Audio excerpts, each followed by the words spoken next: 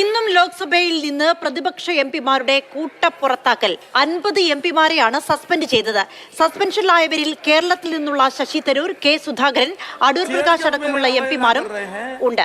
ലോക്സഭ 2 മണിവരെ നിർത്തിവെച്ചു. किसी को भी प्रसन्न करने वाली बात नहीं है, परंतु आपने विवश किया है.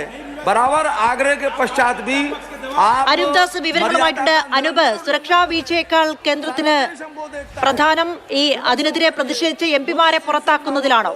എന്താണ് ഇന്ന് ലോക്സഭയിൽ നടന്നത്? ഒരുപക്ഷെ ചരിത്രത്തിൽ നേരത്തെ 1989 ശേഷം ഏറ്റവും കൂടുതൽ പ്രതിപക്ഷ അംഗങ്ങളെ ഒരുമിച്ച് പുറത്താക്കുന്ന ദിവസങ്ങളാണ് ഇന്നലെയും ഇന്നും എന്ന് പറയേണ്ടി വരും. 142 പ്രതിപക്ഷ അംഗങ്ങളെ ഇതുവരെ ലോക്സഭയിൽ നിന്നും രാജ്യസഭയിൽ നിന്നുമായി സസ്പെൻഡ് ചെയ്തിരിക്കുന്നു.